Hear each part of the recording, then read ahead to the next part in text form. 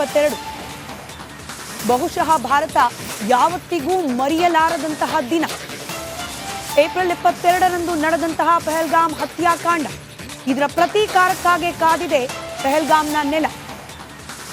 ಉಗ್ರರ ಬೇಟೆಗೆ ಇಳಿದಿರುವ ಸೇನಾಪಡೆಯಿಂದ ಉಗ್ರರ ಮನೆಯನ್ನ ಧ್ವಂಸಗೊಳಿಸಲಾಗಿದೆ. ಆದರೆ ಉಗ್ರರ ಸಂಹಾರ ಯಾವಾಗ ಅನ್ನೋ ಪ್ರಶ್ನೆಗೆ ಉತ್ತರ ಬಾಕಿ ಉಳಿದಿದೆ. ಜೊತೆಗೆ ಉಗ್ರರನ್ನ ಪೋಷಿಸ್ತಾ ಇರುವ ಪಾಕಿಸ್ತಾನದ ಮೇಲೆ ಯುದ್ಧ ಫಿಕ್ಸ. ಕುತೂಹಲ ಕೂಡ ಹೆಚ್ಚಾಗ್ತಾ ಇದೆ.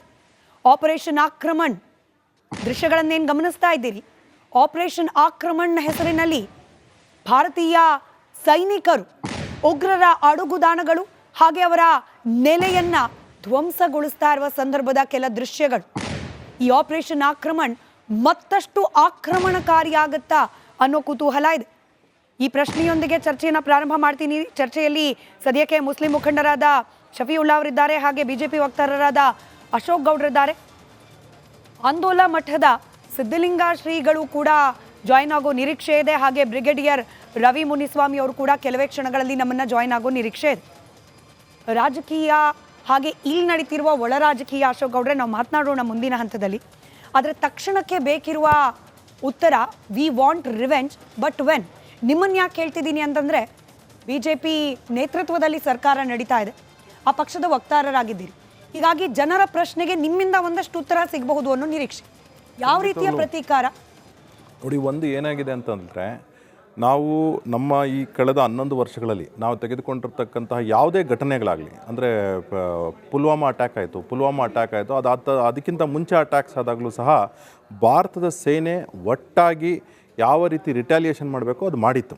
ಅಂದರೆ ಆವತ್ತಿನ ಒಂದು ಯಾವ ರೀತಿ ಕ್ರಮಗಳು ಕೈಗೊಳ್ಳಬೇಕಾಗಿತ್ತು, ಇಡೀ ಪ್ರಪಂಚದಲ್ಲಿ ಇರ್ತಕ್ಕಂಥ ಸಪೋರ್ಟ್ನ ಗ್ಯಾದರ್ ಮಾಡಿಕೊಂಡು ನಮ್ಮ ಸರ್ಕಾರ, ಅಂದರೆ BJPಯ ನರೇಂದ್ರ ಮೋದಿ ಅವರ ನೇತೃತ್ವದ ಸರ್ಕಾರ ಅದನ್ನ ದಾಳಿ ಮಾಡಿತ್ತು. ಈಗ ನಮ್ಮ ಸಪೋರ್ಟ್ ಏನಿದೆ ಇಡೀ ಪ್ರಪಂಚದಲ್ಲಿ ಇನ್ನೂ ಸ್ವಲ್ಪ ಹೆಚ್ಚಾಗಿದೆ. ಅದರಿಂದಾಗಿ ಖಂಡಿತವಾಗ್ಲೂ ಹೇಳ್ತಾ ಇದ್ದೀವಿ, ಈಗ ನಮಗಿರ್ತಕ್ಕಂಥ ಸಪೋರ್ಟು ನಿನ್ನೆ ನಾವು ನೋಡಿದ್ವಿ, ಅಫ್ಘಾನಿಸ್ತಾನು ತಾಲಿಬಾನ್ ಸರ್ಕಾರ ಏನಿದೆ ಅವರೂ ಸಹ ಸಪೋರ್ಟ್ ಮಾಡಿದ್ದಾರೆ. ಅನೇಕ ಗಲ್ಫ್ ಕಂಟ್ರೀಸು ಭಾರತಕ್ಕೆ ಸಪೋರ್ಟ್ ಮಾಡ್ತೀವಿ ಅಂತ ಹೇಳಿದ್ದಾರೆ. ಜೊತೆಗೆ ತಾವು ಇಡೀ ಪ್ರಪಂಚದಾದ್ಯಂತ ಯಾವುದೇ ದೇಶ ತೆಗೆದುಕೊಳ್ಳಿ, ಇವತ್ತಿನ ನಾನು ಯಾವುದೋ ಒಂದು ನಿನ್ನೆಯಿಂದ ಯಾವುದೋ ಒಂದು ಕಾರ್ಯಕ್ರಮ ನೋಡ್ತಾ ಇದ್ವಿ, ಅದರಲ್ಲೂ ಹೇಳ್ತಿದ್ದಾರೆ ವೆರಿ ಕ್ಲಿಯರ್ ಆಗಿ, ಇವತ್ತು ಅಮೆರಿಕದಲ್ಲಿರ್ತಕ್ಕಂಥ ಸರ್ಕಾರ ಇರ್ಬೋದು ಅಥವಾ ಯುರೋಪ್ನಲ್ಲಿರ್ತಕ್ಕಂಥ ಅನೇಕ ದೇಶಗಳ ಸರ್ಕಾರಗಳಿರ್ಬೋದು, ಇವೆಲ್ಲ ಸಹ ಭಾರತ ಜೊತೆಗೆ ನಿಲ್ತಕ್ಕಂತಹ ಕೆಲಸ ಆಗೇ ಆಗುತ್ತೆ. ಅದರಿಂದಾಗಿ ನಮ್ಮ ರಿಟ್ಯಾಲಿಯೇಷನ್ ಏನಿದೆ, ಯಾವುದೇ ರೀತಿ ಆತಂಕಕ್ಕೆ ಜನ ಒಳಗಾಗದೆ ಖಂಡಿತವಾಗ್ಲೂ ಪಾಕಿಸ್ತಾನ ಇನ್ನೊಂದು ಬಾರಿ ಇಂತಹ ಯಾವುದೇ ಒಂದು ಕೃತ್ಯವನ್ನು ಎಸಗಬೇಕು ಅಂದರೆ, ಯಾರೇ ಮೇಲೆ ಎಸಗಲಿ ಅಂಥ ಕೃತ್ಯವನ್ನು ಎಸಗಬೇಕು ಅಂದರೆ 10 ಸತಿ ಯೋಚನೆ ಮಾಡಬೇಕು. ಅಂತಹ ಒಂದು ರಿಟ್ಯಾಲಿಯೇಷನ್ನ ಕೊಡ್ತಾರೆ.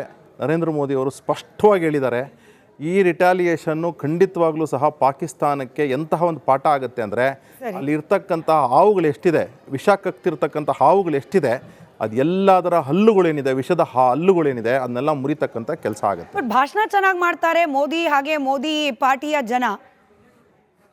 ಈಗ ಪಹಲ್ಗಾಮ್ನಲ್ಲಾದ ಘಟನೆ ನಂತರದಲ್ಲಿ ಸರ್ಜಿಕಲ್ ಸ್ಟ್ರೈಕೋ ಅಥವಾ ಏರ್ ಸ್ಟ್ರೈಕೋ ಈ ರೀತಿಯಾದ ಆಕ್ಷನ್ ಅನ್ನ ಜನ ನಿರೀಕ್ಷೆ ಮಾಡ್ತಿದ್ರು. ಖಾಲಿ ಮನೆಯನ್ನ ಉಡಾಯಿಸಿ ಬಡಾಯಿ ಕೊಚ್ಕೊಳ್ತಿದ್ದಾರೆ ಅಂತ ಹೇಳಿ ಸಾಮಾಜಿಕ ಜಾಲತಾಣದಲ್ಲಿ ಮಾತನಾಡ್ತಿದ್ದಾರೆ ಜನ. ನಾನು ಯಾಕೆ ಸಾಮಾಜಿಕ ಜಾಲತಾಣದ ಕಾಮೆಂಟ್ಗೂ ಕೂಡ ಮಾನ್ಯತೆ ಕೊಡ್ತಿದ್ದೀನಿ ಅಂದ್ರೆ, ಅವರು ಕೂಡ ಭಾರತೀಯರೇ. ಖಂಡಿತವಾಗ್ಲೂ ಏನಂತಂದ್ರೆ ನೋಡಿ, ಆಗ್ಲೇ ಇರಲಿ ಒಂದು ಬ್ರೇಕಿಂಗ್ ಅಪ್ಡೇಟ್ ಇದೆ, ಅದನ್ನ ಗಮನಿಸಿ ನಿಮ್ಮಿಂದ ಈ ಉತ್ತರ ಪಡ್ಕೊಳ್ತೇನೆ. ಪಾಕಿಸ್ತಾನದ ವಿರುದ್ಧ ಈಗ ಆಲ್ರೆಡಿ ಜಲಯುದ್ಧವನ್ನ ಪ್ರಾರಂಭ ಮಾಡಲಾಗಿದೆ. ಸಿಂಧು ನದಿ ನೀರು ಹಂಚಿಕೆಯ ಒಪ್ಪಂದ, ಅದನ್ನ ತಡೆ ಹಿಡಿಯುವ ನಿರ್ಧಾರವನ್ನು ಕೈಗೊಂಡಿದೆ ಭಾರತ ಸರ್ಕಾರ. ಪಾಕಿಸ್ತಾನದ ವಿರುದ್ಧ ಮೂಲಕ ಜಲಯುದ್ಧ ಸ್ಫೋಟಗೊಂಡಿದೆ. ಪಾಕಿಸ್ತಾನಕ್ಕೆ ಅತಿ ದೊಡ್ಡ ಜಲಾಘಾತ. ಸಿಂಧು ನದಿ ಒಪ್ಪಂದ ರದ್ದತಿ ಅನುಷ್ಠಾನಕ್ಕೆ ಸರ್ಕಾರ ಬದ್ಧ ಅಂತ ಹೇಳಿ ಜಲಸಂಪನ್ಮೂಲ ಸಚಿವ CR ಪಾಟೀಲ್ ಹೇಳಿಕೆ ನೀಡಿದ್ದಾರೆ. 3 ಹಂತದಲ್ಲಿ ಸಿಂಧು ನದಿ ನೀರು ಬಳಕೆಗೆ ಪ್ಲಾನ್ ಮಾಡಿಕೊಳ್ಳಲಾಗ್ತಾ ಇದೆ. ತಕ್ಷಣದಲ್ಲೇ ಪಾಕಿಸ್ತಾನಕ್ಕೆ ಸಿಂಧು ನದಿ ನೀರು ಬಂದ್ ಆಗಲಿದೆ. ಅಣೆಕಟ್ಟುಗಳ ಸಾಮರ್ಥ್ಯವನ್ನ ಹೆಚ್ಚಳ ಮಾಡಿ ನೀರು ಸಂಗ್ರಹಕ್ಕೆ ಆಧುನಿಕ ತಂತ್ರಜ್ಞಾನದ ಬಳಕೆಗೆ ನಿರ್ಣಯವನ್ನ ಕೈಗೊಳ್ಳಲಾಗ್ತಾ ಇದೆ. ಜಲಾಶಯದ ಹೂಳೆತ್ತುವ ಕೆಲಸ ತ್ವರಿತಗತಿಯಲ್ಲಿ ಜಾರಿಯಲ್ಲಿದೆ. ಅನ್ನ ನೀರು ಇಲ್ಲದೆ ಪಾಕಿಸ್ತಾನ ಬಾಯಾರಿ ಬಳಲಿ ಹೋಗಬೇಕು ಅಂತ ಪರಿಸ್ಥಿತಿಗೆ ನಾವು ತರ್ತೇವೆ ಅಂತ ಹೇಳಿ ಮಾತನಾಡಿದ್ದಾರೆ ಜಲಸಂಪನ್ಮೂಲ ಸಚಿವರು.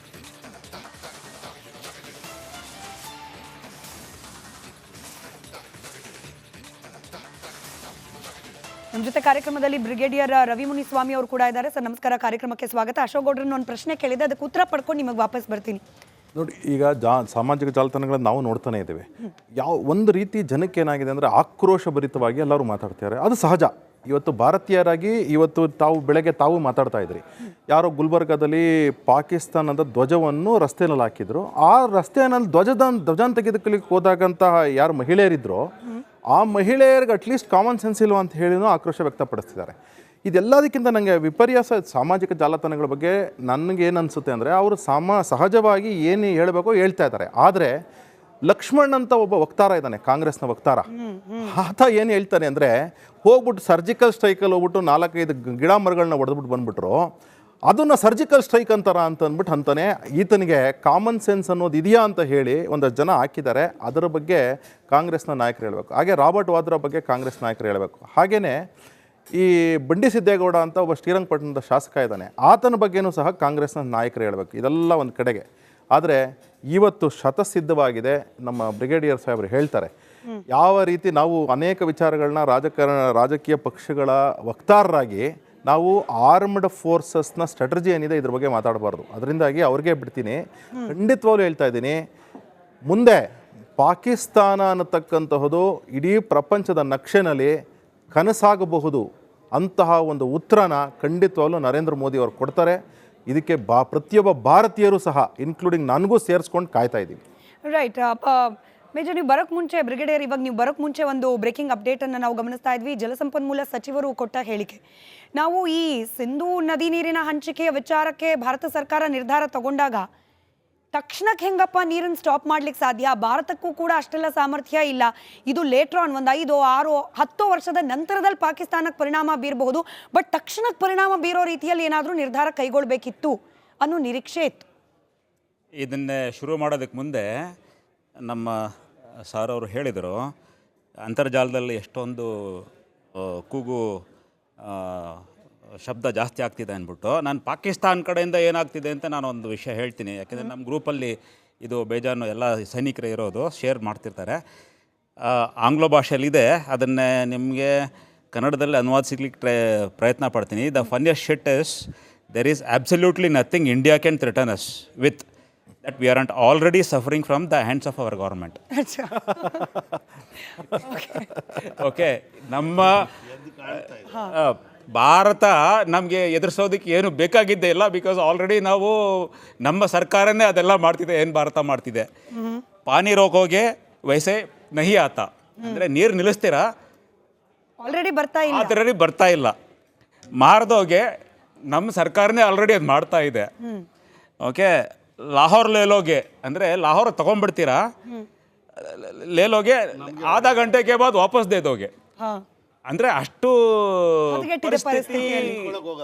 ಪರಿಸ್ಥಿತಿ ಗಂಭೀರವಾಗಿ ಇದೆ ಅಂತ ನಮ್ಮ ಪಾಕಿಸ್ತಾನರು ಹೇಳ್ತಿದ್ದಾರೆ. ಇದರಲ್ಲಿ ಒಂದು ಹಾಸ್ಯಗಾರ ವಿಷಯ ಏನು ಅಂತ ಹೇಳಿದ್ರೆ, ನಮ್ಮ ಶತ್ರುಗಳೇ ಇಷ್ಟೊಂದು ಭಾರತದ ಪರವಾಗಿ ಮಾತನಾಡಬೇಕಾದ್ರೆ ನಮ್ಮ ದೇಶದಲ್ಲಿರೋರೆಲ್ಲರೂ ಪಾಕಿಸ್ತಾನ ಪರ ಮಾತನಾಡ್ತಿದ್ದಾರೆ.